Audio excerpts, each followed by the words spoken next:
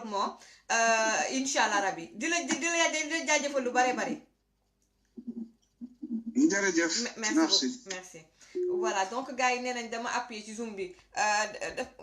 waa APR dañoo lakkale sonal ñu wóor na yàlla xaw ma fan laa war a laal ci sax bon gars yi may leen ma jël aussi un dernier internaute. allez voter massivement loolu lu am solo la allo. allo oui. oui Akhenaton ñu ngi lay ziar lu bare bari. di la delloo ziar di bëgg ci yow di bëgg ci sa auditeurs yëpp rek. waaw liggéey am na solo. voilà. may wax rek. ci bañ a guddal. waaw ñu bàyyi la donc nga voilà nga exprimer wu. waaw di wax ne xaalis boobu ñuy wax mu di ko def ci média yi. dafa déclaré ne moom 3 milliards la def ci campagne bi déclaré wu ko sax mais bi ñu defee rapprochement yi ak les 500 presque 550 communes li mu fa dugal ci ay millions. ci comité électoraux yi bokkul ak trésor de guerre bi muy liggéeyee. ok dafa am benn plan de communication à l'international bu mu déployé wu sànq yaay ami mi ngi koy wax au niveau donc du journal l'essentiel. def na ko ci journal Jeune Afrique. mi ngi koy def ci journaux yi nga xam ne en Europe aux États-Unis sañu ko. pourquoi parce que y a une plainte sur le dos de Macky Sall au niveau des États-Unis. ah oui une plainte bu koy xaar way loolu commune Ousmane Sonko boros na ko ci waxam mais nit ñi capté wuñu ko. Ousmane Sonko a été entendu par l'ambassade des États-Unis. Il y a une plainte au sujet du gaz et du pétrole. Certaines compagnies américaines qui ont été donc dirigées par Macky Sall. ah oui donc campagne bi ay milliards la ci def li mu def ci xaalis war na mat 20 milliards parce que bëggul ñàkk nguur gi bu ñàkkee nguur gi il y a une plainte sur la tête de Macky Sall et son équipe qui l'attend aux États-Unis. La preuve, lors de la dernière session de l'Assemblée générale des Nations Unies, Macky Sall dafa absenté. Sénégal musta absenté, c'est la première fois Macky Sall demul. déedéet. bi ñu topp mooy le second volet du MCA, le Millennium Challenge Account, bi ñuy signé le deuxième volet de financement il y a quelques mois Macky Sall moo ko waroon a dem def fi demul te Macky Sall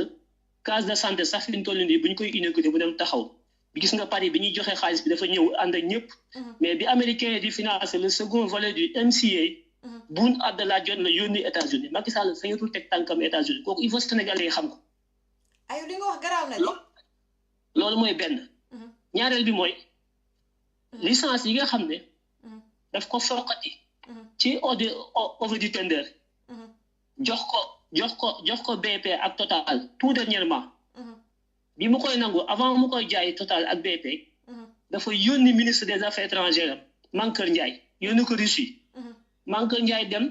wax ak Russie ne leen am nañu ay licence de pétrole yoo xam ne c'est sûr que on a du pétrole sur ces licences là dañu bëggoon ak du gaz bëggoon ngeen ñëw xool ba xam si ça vous intéresse dugal leen ci concessionnaire yi. Poutine était très intéressé ba ñu commencé dugg ak état du Sénégal pour xool ni ñuy négocier pour am ci seen part de marché pourquoi parce que bu ñu fàtte ne Europe li fi dugg ci gaz yëpp en majorité c'est le gaz russe. te gaz boobu Russie dañ ko téye comme arme li may wax nag géopolitique dañ ko téye comme arme contre l'Europe moo tax Poutine dafa am doole ci Europe. doonte bokkuñu politique ba daf leen jekku ci gaz bi parce que gaz bi Europe di utiliser en temps de froid pour le chauffage pour l'industrie pour tout ça li ci ëpp Russie lay jógee donc Poutine dafa am fu mu leen téye. bi Macky Sall xamee loolu comme am nañu gaz léegi mu dem daal di yëngal Russie ne leen gaz bi est-ce que intéresse la ñoom tam ñu tëb ne effectivement ça nous intéresse. au lieu ngeen koy jox Total ak BP ñun jox leen ñu ci parce que ñoom tamit buñ duggoon ci gazu Sénégal bi dañ ciy am marge de manœuvre pour mën a contrer toujours l'Europe par rapport au gaz russe. donc bi leen ci manque Ndiaye loolu bokk na ci li tax mu daanu ñu wàcce ko bi Russie commencé dugg ci gaz bi ndeka Macky bi mu defee loolu dafa doon dugal Russie ci biir gaz bi pour monter les enchères au niveau de Total et de BP pour mën a yokk prix yi mu leen koy jaayee. bi Total ak BP gisee ne Russie ñi ngi commencé intéressé wu ci gaz Sénégal bi parce que géopolitiquement et géostratégiquement bu ñu Russie duggee l'Europe li mu bëggoon du ko am parce que Europe li ñu bëgg ci gazu Sénégal bi mooy ñoom dañu bëgg débarrasser wu sur la tutelle russe par rapport au gaz parce que Russie dañu leen sonal donc bu ñu amee le gaz sénégalais dañ naan ouf léegi dañu mën a jéggi Vladimir Poutine saago ko sànni ko fële. dem di approvisionner au niveau du Sénégal. loolu moo taxoon Poutine bëgg a dugal tànkam ci biir gaalu Sénégal bi pour mën a fa képp européen yi ndeke Macky bi mu ko ciy dugal da ko doon nax pour mën a monter les enchères au niveau du Total et de BP pour mën a yéege prix yi foofu moo tax Poutine actuellement moom tamit mi ngi xaar Macky Sall dafa am contentieux bu mag ak Macky Sall. yow li ngay wax nii de c'est extraordinaire. li ma lay wax ni c'est des raisons d'état boo gisee Macky Sall di def ay démonstration de force Sénégal fu mu dem ñu buub région ba yëpp sampal ko mbooloo mi bari tey am na benn wax bu mu wax Géejawaay nee na nañu fexe nag ba mbooloo mi ni mu baree ñu traduire ko ci biir urne yi nañ fexe ba nit ñi voté xam na ne mbooloo mu bari taxul nga am ay carte yu bari xam na ko de waaye insisté na ne wax na ko tey parce que doful Macky day def campagne pour ñaari cible la am campagne am ñaari cible lay campagne day campagne pour sénégalais yi pour ñu mu sàccee élection yi mais des campagnes à l'international pour que sàcc gi mu mën ko valider moo tax mu fay 500 000 euros en France ñu ko defal ay publicité moom la yaay amee di wax sànq li mu distribué ci xaalis rek ci ay fédération nag ci ay section à travers le monde rek war na mat 500 000 euros. je te jure ñii ay 60 000 euros fii. ay milliards lay joxe Sénégal te Serigne Seck fu nekk la dugg ñëpp la corrompre parce que bu jàllul ces pays lay mujj avec son équipe ñoom ñëpp Mankeur Ndiaye mbuuxam googu mu def Russie moo tax ñu daaneel donc contentieux Russie contentieux États-Unis lii ma lay wax nii topp leen ko Macky Sall def leen dem leen gën gëstu ci ginnaaw sommet Nations Unies bu mujj bi demul volet MCA bi mu dem demul moom ak Aly Ngouille Ndiaye ay plainte yooyu ne xaal États-Unis du ñu fa teg seen tànk jamais li man maa la ko wax. la ilaha illallah Muhammad rasulullah. na ko sénégalais yi xam bu dimanche na ñëpp jóg voté ji Macky Sall bu daanoo du sénégalais ñoo réglé seen compte du Idrissa Seck du Ousmane Sonko du keneen à l'international am na ñu taxaw tey ñoo xam ne ñoom ñu ngi ne siiw mu wàcc ñu réglé ay comptam su boobaa sénégalais yi sax duñ ko réglé am na ñeneen ay compagnie internationale yoo xam ne caay-caay ga ñu fa def banditisme bi ñu def ci suñu économie réew mi moom lañ def ci biti seen loxo setul mënuñu affaire ay baadoolo lañu lu ñu dugg yàqu ko ñi leen di xaar ci bitim réew pour jaamaar la ñoom ñoo ëpp fuuf sénégalais yi na ko ñëpp xam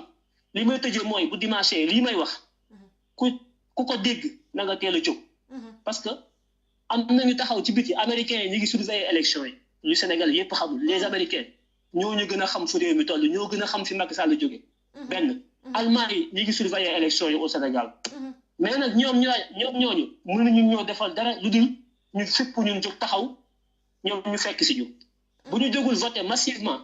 voter fexe ba 6 millions inscrits à peu près 70% ñu fexe ba 70% des 6 millions 4 millions 5 millions d'électeurs bu ñu ko amee yu dugg ci urne yi dugal seen enveloppe ci urne bi Macky Sall daanu na. billahi kon daal donc càcc gi ñuy wax yëpp solution amul booy woy na mbuus fi mu toll nii benn solution moo fi am benn mooy ñu fépp ñun ñëpp teel a voté balaa midi fexe ba 4 millions 500 5 millions de Sénégalais voté pourquoi parce que Macky Sall natt na boppam xam na ne li mu am ci ay électeurs yëpp weesuwul 2 millions électeurs maximum te loolu dañ ko arrondir ay chiffres yu valable la depuis 2012 ba léegi élection yi fi jàll yëpp dañ ko cumuler def ci ay calcul xool ay force am ay faiblesse am ñu dugg ñëpp ñu xool ne kii doole bi mu am weesuwul 2 millions xam na ko bi mu xamee ne loolu la am moo tax mu jóg ne kon comme pour ma mën a gagner à 51% ci 2 millions il faut que ñiy voté bañ a weesu 4 millions naka laay def ba duñu voté 4 millions mooy damay jaxase carte gi ubbi ay bureau de vote fii changer ay carte fële te ay carte xale yu ndaw yi parce que xale yu ndaw yi duñu ma voté jaxase carte gi processus ba nga xam ne bu jour élection ba ñiy voté duñu bari taux de participation bi la bëgg mu yées parce que su faible dafay correspondre ak nombre bi mu bëgg nit ñi voté ko muy 3 millions 500 bu ñu voté 3 millions 500 2 millions mi day nekk majorité day gagné premier tour na ko sénégalais yi xam de c'est ça donc taux de parti donc gars yi daal le message moom mooy comme lu Akhenaton wax gars yi farlu leen ba avant midi mbir mi na frankulaayu teel leen génn seeni kër dem ci bureau de vote yi voté ba mbir mi maanaam midi ñu xam ne taux de participation bi rajo yeeg télé yi na ñëpp gis ne taux de participation bi c'est vraiment élevé. dafa am solo xam nga lu tax gis nga élection parti au pouvoir xam nga fan lay nattee élection yi mooy taux de participation bu njëkk bi midi lay génn média yi koy joxe bi ci topp 17 heures lay génn gis nga midi bu taux de participation bi génnee daañu xam fa élection bi jëm 17 heures bu taux de participation bi génnee pouvoir bi dina xam ndax ñàkk na wala gañe na te wàññeeguñu kon sénégalais yi nañ teel a jóg voté benn vague bi 50% yi dañ ko voté avant midi. 25% yi maximum yi des.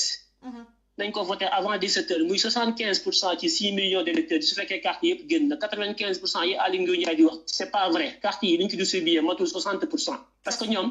li ñu génn ci ay carte dañ ko calculer ci pourcentage bi ñu bëgg ñu voté